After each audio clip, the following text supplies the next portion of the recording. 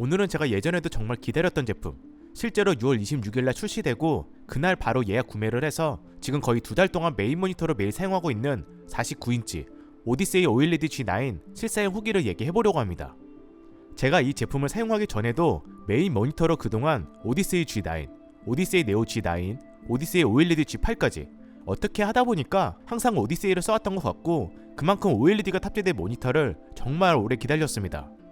물론 32:9 비율, 49인치에 대한 호불호는 분명 있는 건 맞지만 특수한 목적을 가지고 사용하시는 분들에게는 나름 괜찮은 모델이다 보니까 제가 사용하면서 느꼈던 사용 후기를 그대로 얘기하려고 합니다.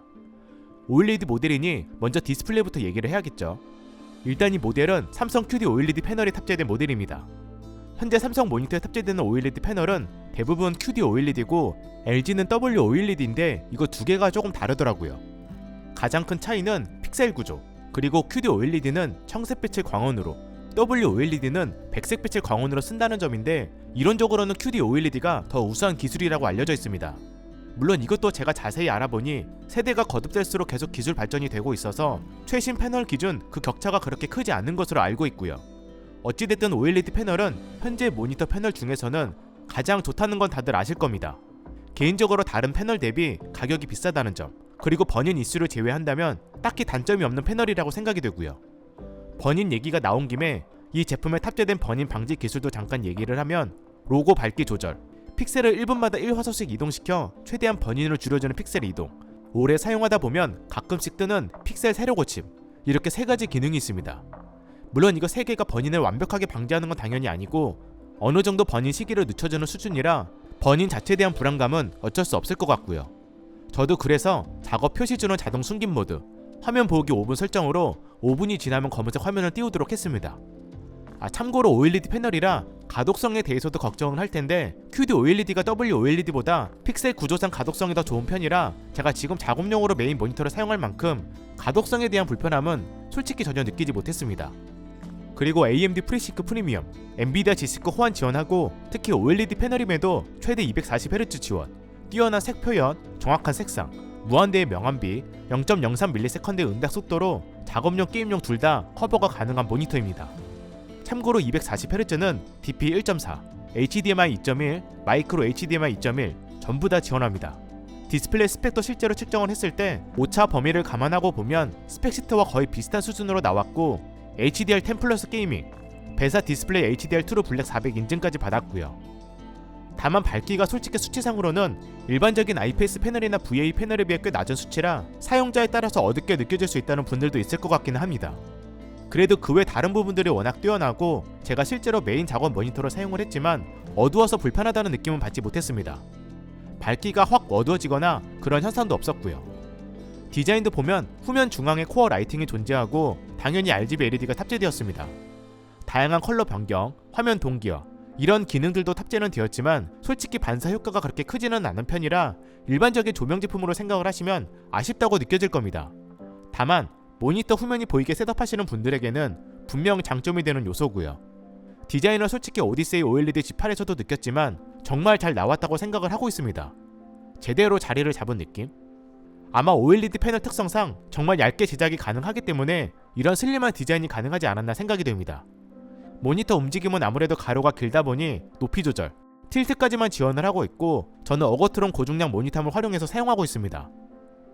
디스플레이 사이즈는 49인치, 화면 비율은 32:9, 해상도는 듀얼 QHD 해상도를 지원을 하고 있고 1800R의 공유를 가지고 있는데 하나 이상한 건 항상 G9에서 강조했던 1000R이 이 모델에는 적용되지 않았습니다. 이유는 모르겠지만 개인적으로 이 부분은 꽤 아쉽다고 생각이 되었고 1800R과 1000R의 체감 차이는 제 기준에서 크게 느껴지더라고요.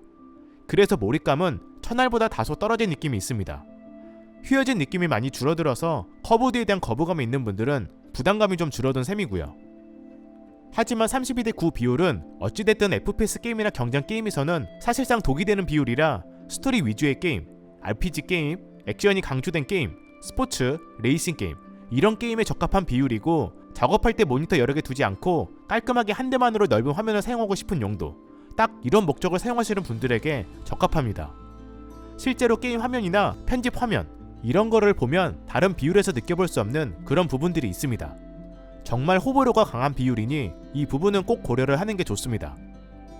포트 구성은 DP 1.4 포트 1개, HDMI 2.1 포트 1개, 마이크로 HDMI 2.1 포트 1개, USB 3.1 Gen1 타입C 3개, 외장형 전원 어댑터, 조그 버튼도 있었습니다. 외장형 어댑터를 그렇게 좋아하는 편은 아니지만 OLED 패널을 사용하는 모니터의 경우 현재 높은 전력 때문인지 다 외장형을 사용하는 것 같았고, 오디세이 G8에서도 그렇게 욕을 먹었던 포트도 드디어 DP 포트와 풀사이즈 HDMI 포트를 넣어줘서 포트 구성은 이번에 확실히 마음에 들었습니다. 스피커도 5W 2개, 스테레오 스피커가 탑재가 되었는데 제가 예전 오디세이 아크에서 느꼈던 그 정도 품질은 절대 아니고 그냥 딱 솔직하게 소리가 나온다, 그냥 그런 사운드입니다.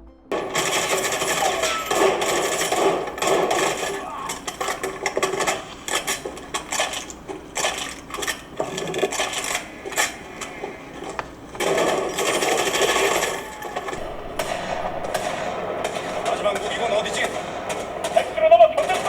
저기 경장원에 뒤집을 수 있거든!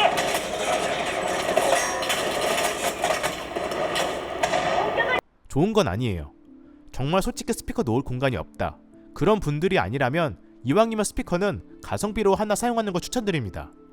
마지막으로 스마트 허브와 게임 허브인데 저는 솔직히 이 기능을 거의 사용하지 않습니다. 이게 보통 TV가 없는 상황에서 TV를 대체하기 위한 용도로 스마트 허브를 활용해 다양한 OTT 서비스를 활용하거나 엑스박스, 지포스 나우로 게임을 하는 용도인데, 이게 아시겠지만 생각보다 활용 빈도가 정말 적습니다. 특히 이런 비율을 가진 모니터에서는 더 빈도가 낮을 거라 생각이 되고요. 비율상 OTT 서비스를 볼 경우 좌우 랩톱박스도 생기는데, 비록 무한대의 명암비를 가졌기 때문에 완전 어두운 공간에서 본다면 이 랩톱박스 이질감은 거의 못 느끼는 수준이지만, 일반적인 상황에서는 이 좌우 여백이 생각보다 거슬리기는 합니다. 심지어 삼성에서 매번 강조하는 이 멀티뷰, 오디세이 아크에서는 그때도 얘기했지만 정말 의미 없는 기능이었습니다. 그런데 이번에 그나마 개선이 돼서 이제 외부 입력을 추가로 한 개 더 지원을 하더라고요. 즉 이제는 PC와 콘솔 게임기 화면을 동시에 띄울 수 있다는 거죠. 또는 PC 2개를 띄우거나. 하지만 정작 스마트 허브에서 가장 많이 활용한다는 OTT 서비스는 또 멀티뷰에서 사용이 불가능합니다. 솔직히 두 명이 모니터 한 개로 각각 다른 화면을 보고 사용하는 게 아니라면 두 개의 PC 또는 PC 화면, 콘솔 화면 둘 다 띄워서 컨트롤하는 게 과연 효율적일까요? 아마 PC 또는 콘솔 화면을 띄우고 유튜브나 OTT 서비스를 보는 목적이 가장 많지 않을까 생각이 되는데, 이걸 지원하지 않는다면 제 기준에서 이번에도 멀티뷰는 큰 의미가 없는 것 같습니다. 참고로 멀티뷰 사용 시 최대 주사율은 120Hz로 제한이 됩니다. 그래도 다행인 건 이번 오디세이 OLED G9 모델은 스마트 허브, 게임 허브, 즉 타이젠 OS를 제거한 모델이 출시가 되었고, 제거된 모델을 상대적으로 훨씬 더 저렴하게 구매가 가능했습니다. 그래서 순수 모니터 목적으로 사용하실 분들은 꼭 타이젠 OS 제거 모델을 구매하세요. 정리를 해보면 일단 제가 지금도 계속 메인 모니터로 사용을 하고 있지만 가끔씩 게임하고, 경쟁 게임보다는 스토리 액션 위주의 게임, 그리고 저는 작업용이 메인이라 제 목적상 큰 불만 없이 만족을 하고 있습니다. 다만 기존의 오디세이 G9에서 느꼈던 천알의 몰입감을 원하고, 번인이 너무 걱정돼서 사용하기 부담스럽고, 게이밍이 주 목적인데 내가 주로 하는 게임이 32:9 비율에 적합하지 않다면 이 모델보다는 다른 모델이 더 적합하다고 생각이 됩니다. 가격은 스마트 허브 탑재된 모델 기준 이게 출시 가격 약 270만원에 저는 출시날 바로 예약 구매를 해서 할인까지 받아 대략 223만원에 구매를 했는데, 그때 예약 구매 상품권이랑 포인트까지 주다 보니 실제 체감은 약 210만원이었고 아마 정상 가격으로는 230에서 240만원인 것 같습니다. 스마트 허브 미탑재된 모델 기준으로는 대략 현재 200만원에 판매 중인 것 같고요. 스마트 허브 미탑재가 확실히 저렴합니다. 스펙은 동일해서 스마트 허브만 빠진 순수 모니터만 원한다면 G93SC 모델을 추천드리고 싶습니다. 아무튼 둘 다 200만원이 넘는 가격이니 사용 환경, 목적 이런 것들을 충분히 시간을 두고 깊게 고민해서 결정을 하는 게 좋을 것 같습니다. 그럼 시청해 주셔서 감사합니다.